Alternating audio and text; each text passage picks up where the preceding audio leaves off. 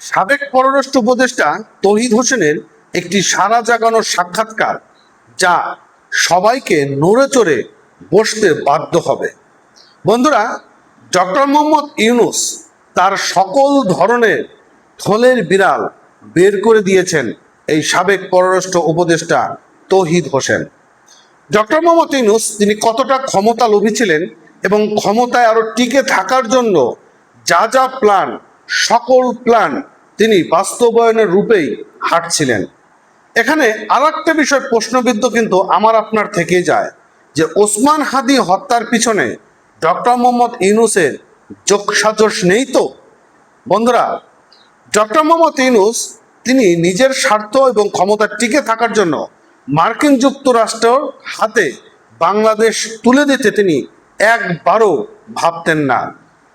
তৌহিদ হোসেন এবার যেই তথ্যগুলো উপস্থাপন করলেন, যা সবার চোখ কপালে উঠে যাওয়ার মতো। বন্ধুরা, 7 সদস্যের কিচেন ক্যাবিনেট তৈরি করেছিল এই ডক্টর মোহাম্মদ ইউনূস, এবং এই ডক্টর মোহাম্মদ ইউনূসের নেতৃত্বাধীন অন্তর্বর্তীকালীন সরকারে সকল ধরনের সিদ্ধান্ত নেওয়া হতো সেই কিচেন ক্যাবিনেটে। এবং সেই সরকারের পররাষ্ট্র বিষয়ক উপদেষ্টা তৌহিদ হোসেন এই তথ্যগুলো বলে দিয়েছেন। প্রতি মঙ্গলবার নেওয়া হতো কিচেন ক্যাবিনেটের বৈঠক, বুঝতে পারছেন, সেটা হতো গোপনে, এবং সেই সঙ্গে পররাষ্ট্র মন্ত্রণালয়ে ছিল একাধিক উপদেষ্টার প্রভাব। আচ্ছা, এই একাধিক উপদেষ্টারা কারা ছিল? আসিফ মাহমুদ, সজীব ভুইয়া, আসিফ নজরুল, এবং আমাদের যিনি আরো কয়েকজন উপদেষ্টারা ছিলেন, যেগুলো এখন মনে পড়ছে না। এবং এরই জেরে তিনি 3 বার পদত্যাগের সিদ্ধান্ত নিয়েছিলেন, যদিও তা গৃহীত হয়নি। বিষয়টা আপনারা একটু ক্লিয়ার হবেন। বাংলা সিনেমার সেই রাজীব আর হুমায়ুন ফরিদির ভিলেনের চরিত্রের মতো ঢোকা যাবে, কিন্তু কোনো কিছু তথ্য জেনে গেলে সেখান থেকে আপনি আর সুস্থভাবে বেরিয়ে আসতে পারবেন না। আর যদি বাঁচতে চান তাহলে তাদের সঙ্গে কাজ করতে হবে। তো ডক্টর মোহাম্মদ ইউনূস তিনি গোলগাল ভোলা ফালা হলেও তার ভিতরে ছিল অনেকটাই ওই চরিত্রের একটি রূপী মানুষ। তিনি বেসরকারি টেলিভিশন যমুনা টিভির সাক্ষাৎকার দেওয়ার সময় এই সকল কথা বলে দিয়েছেন সাবেক পররাষ্ট্র উপদেষ্টা তৌহিদ হোসেন। একটি বেসরকারি টেলিভিশন চ্যানেলে দেওয়া সাক্ষাৎকারে তিনি এমন দাবিটি করেছেন। আর যুক্তরাষ্ট্রের সঙ্গে বহুল আলোচিত বাণিজ্য চুক্তি নিয়ে পররাষ্ট্র মন্ত্রণালয় কিছুই জানতো। এরই নেপথ্যে ছিলেন বাণিজ্য উপদেষ্টা ও নিরাপত্তা উপদেষ্টা। এক এক করে সবকিছু আরো জানতে পারবেন, কন্টিনিউ করুন। তিনি জানান যে 7 সদস্যের কিচেন ক্যাবিনেট অন্তর্বর্তীকালীন সরকারের সব সিদ্ধান্ত নেওয়া হতো।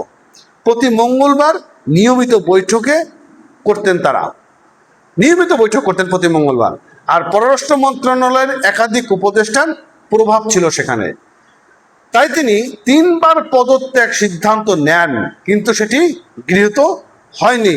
আরো তথ্য জানা হবে, যেই তথ্যর মধ্যে দিয়ে ডক্টর মোহাম্মদ ইউনূসকে আইনের আওতায় আনতেই হবে।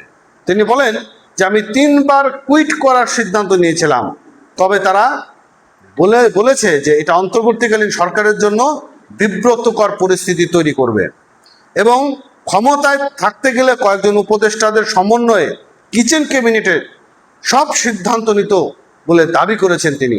কোনো এক উপলক্ষে এই কিচেন ক্যাবিনেটের একটা মিটিংয়ে আমাকে যেতে হয়েছিল, আর যমুনাতেই এটি হতো, এবং আমি পরে জেনেছি যে প্রতি মঙ্গলবারে তারা বসেন।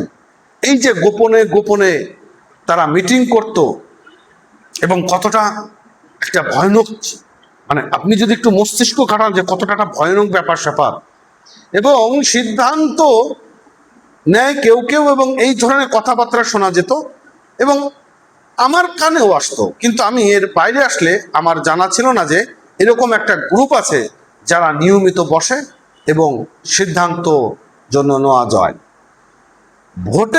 ভোটের মাত্র 3 দিন আগে অন্তর্বর্তীকালীন সরকার যুক্তরাষ্ট্রের সঙ্গে যে বাণিজ্যিক চুক্তি করেছে তার বিষয়ে সাবেক উপদেষ্টা বলেন, পররাষ্ট্রমন্ত্রী অথবা পররাষ্ট্র মন্ত্রণালয়ের অন্যতম ইনভলভ ছিল না এটাতে।